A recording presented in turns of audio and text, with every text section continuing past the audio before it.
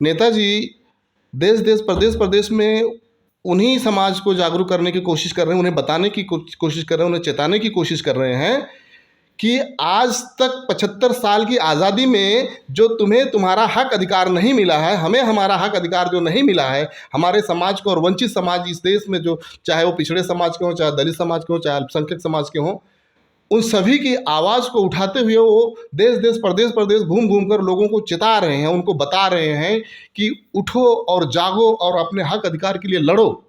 जब तक अपने हक अधिकार के लिए नहीं लड़ोगे तब तक आपको कभी जीवन में कोई अधिकार नहीं मिलने वाला इस देश में। आज उन्होंने इतना लोगों को चेता दिया है कि जिस समाज में गिनती के 2-4 नेता हुआ करते थे, आज उस समाज के ऐसे हजारों नेता ओम प्रकाश राजभर जी ने पैदा कर दिए हैं। ओम प्रकाश राजभर जी ने ऐसे हजारों नेता को बना दिए हैं समाज से कि जो हर जगह आवाज़ उठाते हैं, हर जगह अपने हक अधिकार की बात करते हैं और लोगों में उनको जगाने का काम कर रहे हैं। हमारे समाज के नेता हर पार्टी में हैं, चाहे वो सपा रही हो, चाहे बसपा रही हो, चाहे भाजपा रही हो। भाजपा में भी हमारे समाज के ऐसे कई दिग्गज नेता हैं। आज भी माननीय अनिल राजभर जी हैं, माननीय सकलदीप राजभर जी हैं। इसके पहले पूर्व में माननीय विजय राजभर जी विधायक थे और आज वर्तमान में मंत्री भी हैं। लेकिन ये लोगों ने हमेशा अपने व्यक्तिगत लाभ के लिए ही काम किए हैं, ना कि समाज के लिए उन्होंने काम किए हैं। आज ओम प्रकाश राजभर जी के बढ़ते कदम को वो देख नहीं सकते हैं, तो जाहिर सी बात उसका विरोध करेंगे। आज ओम प्रकाश राजभर की देन है कि पूरे भारत में जिस कोने में राजभर समाज के लोग हैं, अगर राजभर का नाम लेते हैं तो लोग मालूम है ओम प्रकाश राजभर जी से जोड़कर उनको देखने लगते हैं।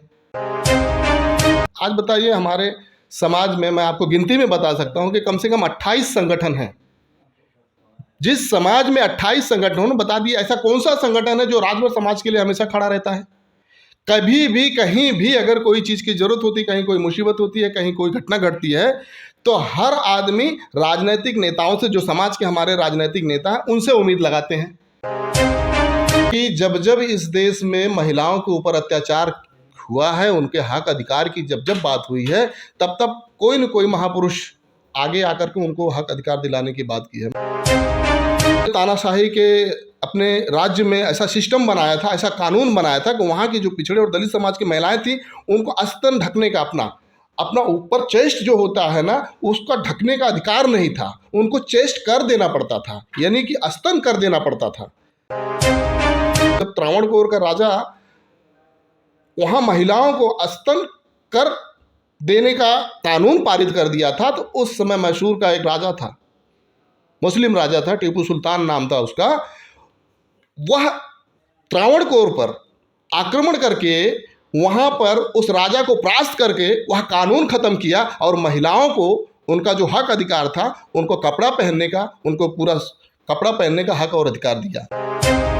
हमारे समाज या पिछड़े समाज की या दलित समाज की जो भी महिलाएं उस समय जिनकी शादी होती थी, जो कुंवारी लड़कियां होती, जब उनकी शादी होती थी तो उनका शुद्धिकरण किया जाता था। शुद्धिकरण का मतलब जानते हो? शादी करने के बाद 3 दिन स्वर्ण जाति के जो ब्राह्मण होते हैं, उनके यहाँ उनको शुद्धिकरण करने के लिए, ऐसे मतलब अंधविश्वास था, शुद्धिकरण के लिए वहाँ पर उनको भेजा जाता था। ऐसा इस देश में कानून था, नियम बनाया हुआ था। यहाँ के जो स्वर्ण जातियाँ हैं, जो ब्राह्मण समाज से आते हैं, तो उनको शुद्धिकरण के नाम पर उनके साथ में 3-3, 4-4 दिन शोषण किया जाता था, उनका रेप किया जाता था, बलात्कार किया जाता था।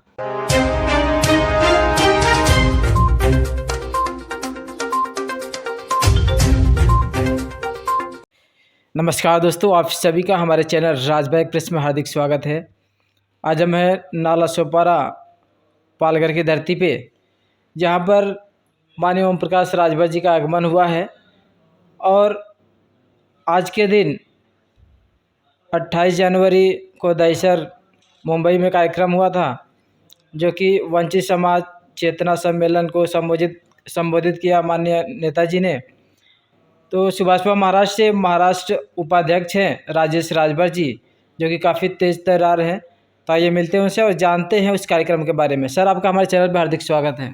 थैंक यू, धन्यवाद आपका। सर, जानना चाहेंगे आज का जो कार्यक्रम था कितना सफल रहा? देखिए, अभी तक का जो मुंबई महाराष्ट्र में सोलह भारतीय समाज पार्टी का जितना भी प्रोग्राम हुआ है, जितना भी अभी तक का प्रोग्राम हुआ है स्वतंत्र भारतीय समाज पार्टी का, ये प्रोग्राम हमारा सबसे सफल रहा है और बहुत ही खुशी हुई कि हम लोगों ने जो मेहनत किए थे उसका नतीजा भी निकला। और वंचित समाज चेतना सम्मेलन, जी, इसका मतलब क्या सर? वंचित समाज का मतलब ये होता है कि हमारे देश में आज जो 70 साल 75 साल की आज़ादी में जो अपने हक अधिकार से वंचित हैं, आज तक जिनको अब इस देश के जो संवैधानिक अधिकार होते हैं वो आज तक जिनको मिला नहीं है, वैसे वंचित समाज चेतना मतलब कि हमारे आदरणीय नेताजी देश देश प्रदेश प्रदेश में उन्हीं समाज को जागरूक करने की कोशिश कर रहे हैं, उन्हें बताने की कोशिश कर रहे हैं, उन्हें चेताने की कोशिश कर रहे हैं कि आज तक 75 साल की आज़ादी में जो तुम्हें तुम्हारा हक अधिकार नहीं मिला है, हमें हमारा हक अधिकार जो नहीं मिला है, हमारे समाज को और वंचित समाज इस देश में जो, चाहे वो पिछड़े समाज के हों, चाहे दलित समाज के हों, चाहे अल्पसंख्यक समाज के हों, उन सभी की आवाज़ को उठाते हुए वो देश देश प्रदेश प्रदेश घूम घूम कर लोगों को चिता रहे हैं, उनको बता रहे हैं कि उठो और जागो और अपने हक अधिकार के लिए लड़ो। जब तक अपने हक अधिकार के लिए नहीं लड़ोगे तब तक आपको कभी जीवन में कोई अधिकार नहीं मिलने वाला इस देश में, क्योंकि इस देश में सत्ताधारी पक्ष, चाहे कांग्रेस रही हो चाहे बीजेपी रही हो, वो हमेशा हमेशा पिछड़े ही समाज, दलित समाज, अल्पसंख्यक समाज को शोषण किया है, ना कि उनको हक अधिकार देने का काम किया है। ये पहले कांग्रेस ने किया, 70-75 साल की आज़ादी में पहले कांग्रेस ने किया, उसके बाद में और भी सरकारें आई, उसके बाद में बीजेपी सरकार आई। कभी भी कहीं भी इन लोगों का कोई भी दिशा या मार्गदर्शक कहीं भी पिछले समाज या जो दलित समाज है, जो अल्पसंख्यक समाज है, उनकी तरफ नहीं गया है। ओम प्रकाश राजभर जी को पार्टी बना के 20 साल लगभग हो गए हैं, तो आपको क्या लगता है कि 20 साल से चेतना कहाँ तक जागृत हुई है लोगों में? भाई साहब, आज ओम प्रकाश राजभर जी 20 साल से जो पार्टी बनाए हैं, आज उन्होंने इतना लोगों को चेता दिया है कि जिस समाज में गिनती के 2-4 नेता हुआ करते थे, आज उस समाज के ऐसे हजारों नेता ओम प्रकाश राजभर जी ने पैदा कर दिए हैं। ओम प्रकाश राजभर जी ने ऐसे हजारों नेता को बना दिए हैं समाज से कि जो हर जगह आवाज़ उठाते हैं, हर जगह अपने हक अधिकार की बात करते हैं और लोगों में उनको जगाने का काम कर रहे हैं। माननीय ओम प्रकाश राजभर जी तो 20 साल से जगा रहे हैं, बाकी और भी तो पार्टियां हैं, सपा है, बसपा है, कांग्रेस है, बीजेपी है, वो भी तो नेता पैदा कर रहे हैं सर। देखिए, क्या डिफरेंस है माननीय ओम प्रकाश राजभर में और बाकी पार्टियों में? आप देखिए संतोष जी, एक बात बता दूं मैं आपको, हमारे समाज के नेता हर पार्टी में हैं, चाहे वो सपा रही हो, चाहे बसपा रही हो, चाहे भाजपा रही हो। भाजपा में भी हमारे समाज के ऐसे कई दिग्गज नेता हैं। आज भी माननीय अनिल राजभर जी हैं, माननीय सकलदीप राजभर जी हैं, इसके पहले पूर्व में माननीय विजय राजभर जी विधायक थे। लेकिन ये लोगों ने हमेशा अपने व्यक्तिगत लाभ के लिए ही काम किए हैं, ना कि समाज के लिए उन्होंने काम किए हैं। ये हमेशा पार्टियों में रहते हुए गुलाम की तरह रहे हैं और गुलामी कर रहे हैं पार्टियों का, ना कि ये समाज को जगाने का काम कर रहे हैं या समाज के हक दिलाने की बात कर रहे हैं। ये बातें आप कर रहे हैं या फिर जनता का मानना है ये? ऐसा है ना, देखिए, बाकी जो अदर पार्टियों से नेता है अपने समाज के, राजभर समाज के, तो वो लोग बोलते हैं ओम प्रकाश राजभर की नीतियाँ सही नहीं है, उनके कदम सही नहीं है। देखिए, उनकी सोच, जहाँ उनकी सोच नेगेटिविटी होती है वहाँ कभी पॉजिटिव सोच ही नहीं सकते हैं। इसका रीज़न, आज ओम प्रकाश राजभर जी के बढ़ते कदम को वो देख नहीं सकते हैं, तो जाहिर सी बात उसका विरोध करेंगे। आज ओम प्रकाश राजभर की देन है कि पूरे भारत में जिस कोने में राजभर समाज के लोग हैं, अगर राजभर का नाम लेते हैं तो लोग मालूम है ओम प्रकाश राजभर जी से जोड़कर उनको देखने लगते हैं कि ये ओम प्रकाश राजभर जी के जात वाले या राजभर समाज से आते हैं। तो भाई, सबसे बड़ी कामयाबी तो हमारी ये है कि हमें एक पहचान मिली है हमारे देश को, और 20 सालों से संघर्ष ही कर रहे हैं नेताजी, और 20 साल में संघर्ष करते हुए आज इस मुकाम तक पहुँचे हैं कि आपको जगाने का जो काम किए हैं कि आप जाग गए हो, आप अपने इतिहास को पहचानने लगे हो, अपने आप को जानने लगे हो कि हम क्या हैं, हमारा इतिहास क्या है, हम किस समाज से आते हैं। तो सबसे बड़ी बात तो यह है, जब इंसान, देखिए कैसा होता है संतोष जी, जिस समाज को ख़त्म करना होता है ना, तो उसके इतिहास को सबसे पहले ख़त्म कर दो। तो हमारे समाज का जो इतिहास था, जो हमारा इतिहास था, उसको इस देश में चाहे कांग्रेस रही हो, इसके पहले जो भी सरकारें आई हैं, रही हैं, राज किए हैं, उन्होंने कभी भी हमारे इतिहास को उठाने का काम नहीं किया है, हमेशा उसको दबाने का काम किया है। आज माननीय ओम प्रकाश राजभर जी की देन है कि जो हमारे इतिहास को ज़मीन से खोद कर यहाँ ज़मीन से खोद करके यहाँ धरातल पर लाए हैं और जन जन तक पहुँचाएं कि ये हमारा इतिहास है, हम यहाँ से हम बिलोंग करते हैं, ये हमारी जो जातियाँ हैं, ये हमारी जातियाँ हैं, ये हमारी पहचान है। तो ये माननीय ओम प्रकाश राजभर जी की देन है। रोकना चाहूँगा सर आपको। जी।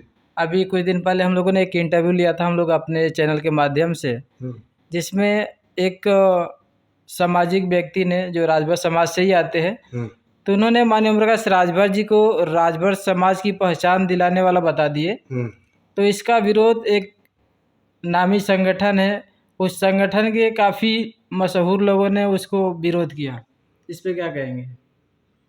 देखिए, संगठन वाले, एक बात बताऊं मैं, संगठन वालों ने कभी भी ज़िंदगी में आज तक समाज के लिए या अदर समाज के लिए या इस देश में जो भी पिछड़े वंचित, जो भी मतलब शोषित समाज हैं, उनके लिए समाज कभी कोई चीज़ कर नहीं सकता है। आज बताइए, हमारे समाज में मैं आपको गिनती में बता सकता हूं कि कम से कम 28 संगठन हैं।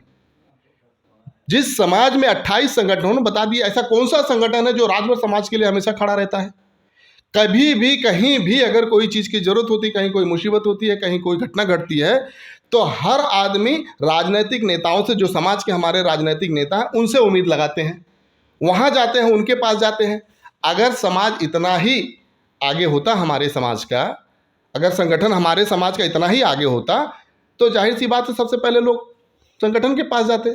हमने तो नहीं देखा कि भाई समाज, कुछ समाज ऐसे हैं जो समाज के, कुछ संगठन ऐसे हैं जो समाज के लिए काम कर रहे हैं, मैं उनको भी धन्यवाद देता हूं। लेकिन बाकी के जितने भी समाज अभी तक बने हैं, आपके संगठन जितने भी बने हैं आपके समाज के, सभी के सभी अपने व्यक्तिगत लाभ के लिए, ये उनका बिजनेस है, उनका धंधा है और वो धंधा कर रहे हैं, और बाकी कुछ नहीं, उनकी कोई वो समाज के प्रति कोई जिम्मेदारी नहीं है। एक क्वेश्चन करेंगे आपसे, आए दिन एक नए संगठन बने जा रहे हैं राजभर समाज से, तो इसका क्या बेनिफिट हो रहा है या फिर उससे समाज को नुकसान हो रहा है? देखिए भाई, मैंने अभी अभी कहा ना आपसे, वो दुकान अपनी खोल रहे हैं, वो संगठन नहीं बना रहे हैं, वो अपनी दुकान खोल रहे हैं, अपनी खुद की टीआरपी बनाने के लिए ऐसा कर रहे हैं, समाज को गुमराह कर रहे हैं। मैंने पूछा ना आपसे, बताइए कि किसी भी संगठन ने आज तक समाज को कौन सा हक अधिकार दिला दिए हैं सरकार से? मैं अपने समाज की नहीं, मैं पूरे भारत की बात करता हूं कि किसी भी संगठन, कोई भी बता दे कि हाँ किसी भी संगठन ने आज तक, चाहे विधानसभा में, चाहे पार्लियामेंट में, चाहे राज्यसभा में, कहीं भी कोई विधेयक, कोई बिल पास करवा लिया हो, कोई भी बता दे। कोई नहीं बता सकता, क्योंकि ये आज तक हुआ ही नहीं है। और संगठन से कभी भी कोई कानून, कोई विधेयक, कोई बिल पास नहीं किया जा सकता है। तो हम संगठन से क्या उम्मीद करें?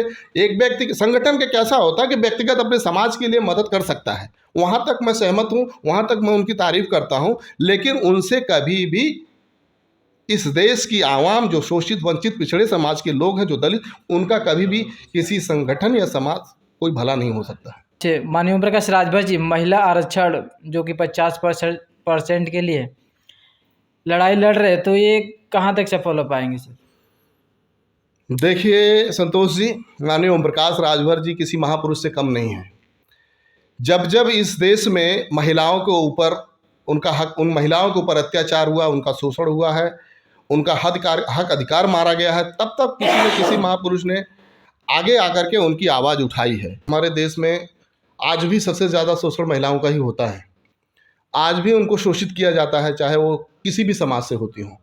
तो अगर हमारे माननीय ओम प्रकाश राजभर जी उनके लिए, अगर उनके बारे में सोच रहे हैं, उनके लिए आवाज़ उठा रहे हैं, उनके हक अधिकार की बात कर रहे हैं, तो मैं आपको इतिहास के पन्नों से आपको उठाकर बता दे रहा हूँ कि जब जब इस देश में महिलाओं के ऊपर अत्याचार हुआ है, उनके हक अधिकार की जब जब बात हुई है, तब तब कोई न कोई महापुरुष आगे आकर के उनको हक अधिकार दिलाने की बात की है। मैं एक ऐतिहासिक बात बता देता हूँ कि जब इस देश में एक प्रदेश है हमारा त्रावणकोर, वहाँ पर जो वहाँ का राजा तानाशाह था, वहाँ के महिलाओं को मैं बता दूं, जो पिछड़े और दलित समाज से आती थी, उनको वहाँ पर ऐसा, उसने तानाशाही के अपने राज्य में ऐसा सिस्टम बनाया था, ऐसा कानून बनाया था कि वहाँ की जो पिछड़े और दलित समाज की महिलाएं थी, उनको अस्तन ढकने का, अपना ऊपर चेस्ट जो होता है ना, उसका ढकने का अधिकार नहीं था, उनको चेस्ट कर देना पड़ता था, यानी कि अस्तन कर देना पड़ता था। सोचिए कि यहाँ पर महिलाओं के ऊपर हमारे देश में पहले भी कितने जुल्म हुए और आज भी जुल्म हो रहे हैं। आज भी देखिए, कहीं न कहीं रोज़, हर दिन, आए दिन न्यूज़ पर आते रहता है कि यहाँ पर किसी भी हमारी बहन बेटियों के साथ में बलात्कार हो जा रहा है, उनके साथ में दुष्कर्म हो रहा है, उनके साथ में शोषण हो रहा है, कहीं न कहीं वो आज भी वो शोषित हो रही हैं। तो उस ज़माने की बात मैं बता रहा हूँ जब त्रावणकोर का राजा वहाँ महिलाओं को स्तन कर देने का कानून पारित कर दिया था। तो उस समय मैसूर का एक राजा था, मुस्लिम राजा था, टीपू सुल्तान नाम था उसका। वह त्रावणकोर पर आक्रमण करके वहाँ पर उस राजा को परास्त करके वह कानून ख़त्म किया और महिलाओं को उनका जो हक अधिकार था, उनको कपड़ा पहनने का, उनको पूरा कपड़ा पहनने का हक और अधिकार दिया। उसके बाद में भी कहीं कहीं हमारे प्रदेश में, हमारे देश में भी शोषित होता रहा हमारे महिलाओं का, हमारे देश की महिलाओं का, हमारी माताओं बहनों का। जानते हो, एक चीज़ और मैं बता देना चाहता हूँ, हमारे समाज या पिछड़े समाज की या दलित समाज की जो भी महिलाएं उस समय जिनकी शादी होती थी, जो कुंवारी लड़कियां होती थी, जब उनकी शादी होती थी तो उनका शुद्धिकरण किया जाता था। शुद्धिकरण का मतलब जानते हो, शादी करने के बाद 3 दिन स्वर्ण जाति के जो ब्राह्मण होते हैं उनके यहाँ उनको शुद्धिकरण करने के लिए, ऐसे मतलब अंधविश्वास था, शुद्धिकरण के लिए वहाँ पर उनको भेजा जाता था। ऐसा इस देश में कानून था, नियम बनाया हुआ था। यहाँ के जो स्वर्ण जातियाँ हैं, जो ब्राह्मण समाज से आते हैं, तो उनको शुद्धिकरण के नाम पर उनके साथ में 3-3 4-4 दिन शोषण किया जाता था, उनका रेप किया जाता था, बलात्कार किया जाता था। और यह इस देश में उस समय हुकूमत थी अंग्रेज़ों की। अंग्रेज़ों को यह चीज़ इतना बुरा लगा कि उन लोगों ने इस कानून को ख़त्म किए।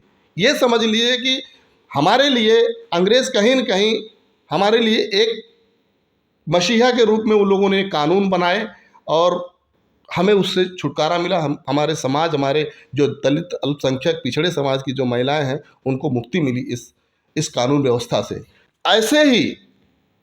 ऐसे ही उसके बाद में भी कुछ चीज़ें ऐसी रह गई थी कि उसके बावजूद भी इस देश में देखिए शिक्षा की कमी थी, लोग अशिक्षित थे। उसके बाद में भी मालूम है बाबा साहेब अम्बेडकर जी पैदा हुए, एक महापुरुष के रूप में आज भी जाने जाते हैं। इस देश के शिल्पीकार हैं, समझ लीजिए। इस देश में जितनी भी बुराइयां थी उसको ख़त्म करने के लिए उन्होंने सबसे पहला कदम उन्होंने बढ़ाया और इस देश में पुरुषों के साथ साथ महिलाओं को भी हक अधिकार दिलाने की बात की है उन्होंने। सभी को शिक्षित करने का बीड़ा उन्होंने उठाया। इस देश में हमारे एक महापुरुष और थे जिनका नाम था महात्मा ज्योतिबा फुले जी। हमारे पिछड़े समाज के जो बच्चे थे उन लोगों ने उनको शिक्षित करने का बीड़ा उठाया। उन्हीं की पत्नी थी माता सावित्री बाई फुले, जो पिछड़े समाज, दलित समाज की जो महिलाएं थी उनको शिक्षित करने का बीड़ा उठाया।